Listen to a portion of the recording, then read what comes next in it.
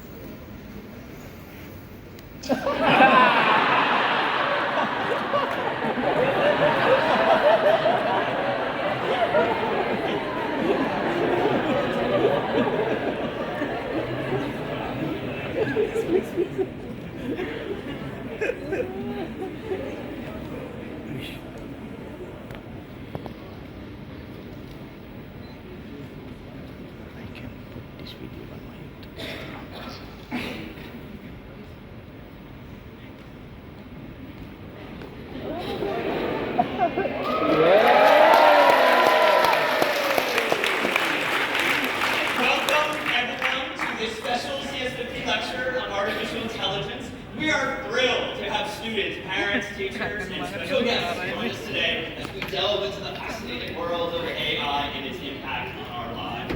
Thank you, though, first to our friends at GIS. Thank you, of course, to the Ministry of Education, Mr. Nadeem in particular, and to so many of those of you who made this possible. And perhaps most importantly, CS50, this class I teach, ends every semester with a final project, a capstone, in which students are challenged to write their very own piece of software. It is not a homework assignment that we ourselves assign. We invite them, invite you to create whatever it is you would like. And I'm very happy to say that as of just a few hours ago, our teachers' final projects were due and submitted, in which case we can now proudly say that all of you here today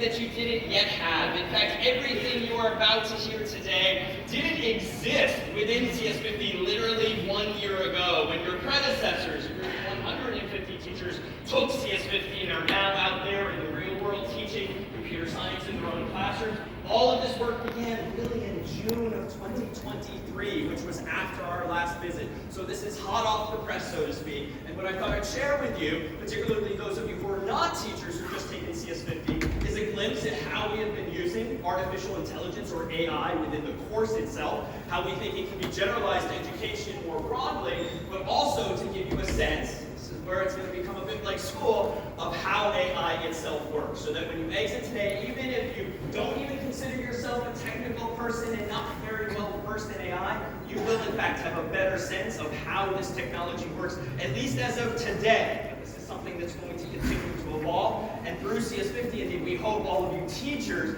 have enough of a foundation in first principles, so to speak, and in the basics, so that you'll be very easily able to adapt in the coming months, the coming years, to all this and other technologies as well. So this is what artificial intelligence looked like in CS50 just 12 months ago. We had a rubber duck, physical or then virtual, and we implemented in software a tool by which students and now teachers can interact with this duck and ask questions of it if they're having trouble with the course's material.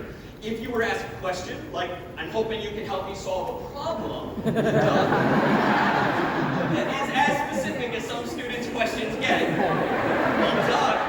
The duck, aka Duck Debugger, or DDB, would respond with 1, 2, or 3 questions. But of course, as many of you teachers now know, you had access to this duck through the entirety of your experience, but last summer, essentially, some of our online students were very surprised to discover that really overnight, the duck started answering questions in English. And that's all thanks to some of CS50's team members here and back home in the US and around the world. And so what you are about to see is indeed a work in progress, but very resonant with the very technologies you probably now used or certainly heard about, be it ChatGPT, DALL-E, or others. So in fact, let's begin there. It was around this time last year, before this stuff was brought to light, that the latest and greatest implementation of artificial intelligence was with images, really. And AI has been with us, certainly in academia, for many, many years. But DALL-E 2 and software like Midjourney allowed you to type in words in English or any human language and get an image generated for you that hopefully looked like what it was you typed in that language.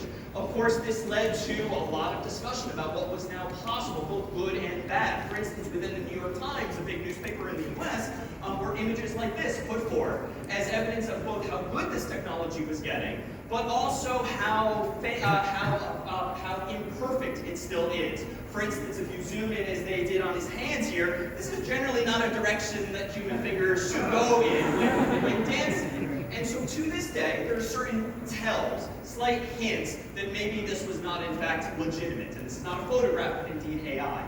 Now I do think, and this is a topic for a broader discussion, this is going to get harder and harder. Our implementation of fingers is going to get better and better, so there is a very real threat or concern around disinformation. But so for today, we'll focus largely on the technology and how you might discern one of these images from real or not real. And so in fact, let me invite one of my colleagues to come up on stage here, Carter, some of you might know from the course itself. Welcome aboard.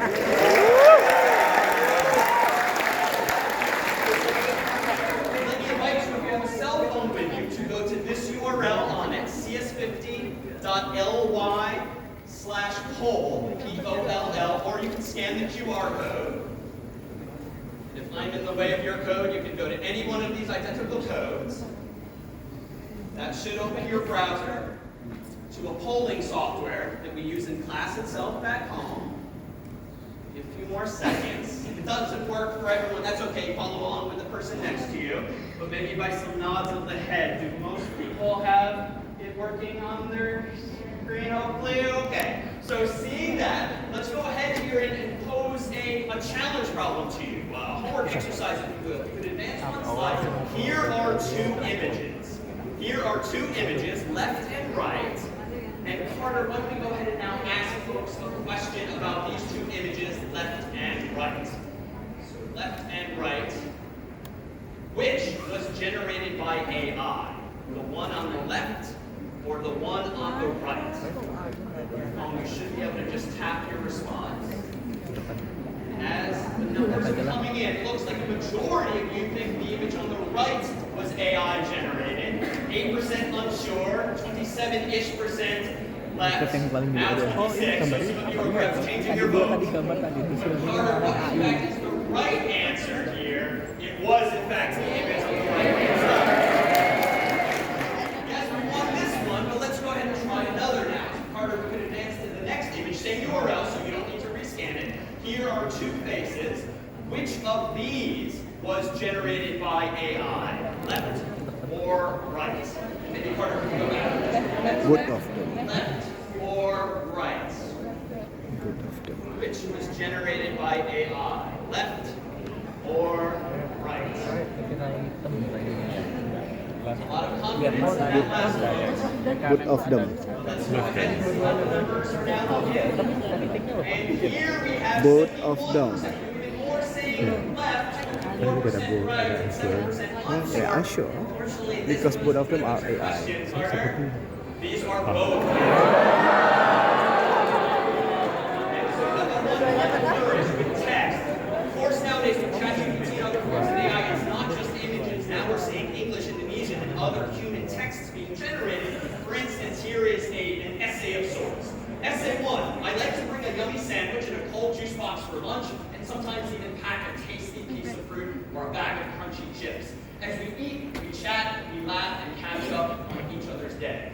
Essay 2, my mother packs me a sandwich, a drink, fruit, and a treat. When I get in the lunchroom, I find an empty table and sit there and eat my lunch. Essay 1 is AI, My essay friends 2 come is down, real. come and sit down with me. Now I claim that both of these would seem to have been written by a fifth